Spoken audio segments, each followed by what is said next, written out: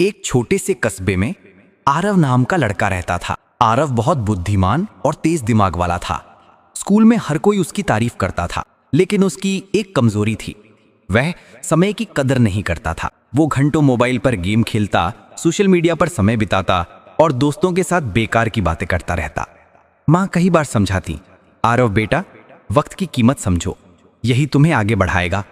लेकिन आरव मुस्कुराकर कह देता, माँ अभी तो बहुत समय है, बाद में सब। कुछ महीनों बाद जब वार्षिक परीक्षा के नतीजे आए तो आरव के नंबर उम्मीद से बहुत कम थे। शिक्षक जो उसकी तारीफ करते थे अब निराश थे। दोस्तों ने भी उससे दूरी बना ली।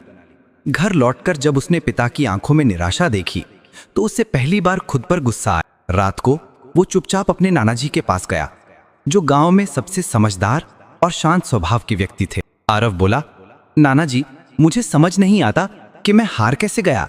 मैं तो पहले बहुत अच्छा छात्र था। नाना जी मुस्कुराए और बोले, बेटा, गलती तुम्हारे ज्ञान में नहीं, तुम्हारी आदतों में है। जो समय को हल्के में लेता है वो सफलता से दूर चला जाता है। आरव ने पूछा, लेकिन नाना जी, समय तो हमेशा रहता है ना, मैं बाद में मेहनत कर लूंगा। नाना जी बोले, नहीं बेटा, समय नदी के बहते पानी जैसा है, जो एक बार निकल गया वो वापस नहीं आता। सुनो, मैं तुम्हें एक कहानी सुनाता। नाना जी की कहानी। बहुत समय पहले वीरेंद्र नाम का एक राजा था। वह धनवान, प्रसिद्ध और बुद्धिमान था, लेकिन आलसी भी।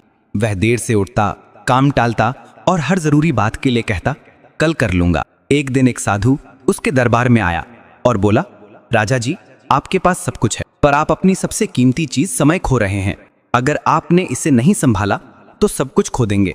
राजा हंस पड़ा, मेरे पास बहुत समय है साधु बाबा, मैं जब चाहूं तब बदल जाऊंगा। साल गुजर गए। राजा बूढ़ा हो गया, उसका राज्य कमजोर पड़ गया, जनता का विश्वास डगमगा गया। तब उसे एहसास हुआ कि उसने समय को व्यर्थ गंवा दिया। वह उस साधु को खोजने निकला, पर वह कभी नहीं मिला। राजा ने तब कहा, काश मैंने समय की कीमत पहले समझी होती। आरव चुपचाप सब सुनता रहा, फिर बोला, नाना जी, क्या मैं अब भी अपना जीवन बदल सकता हूँ?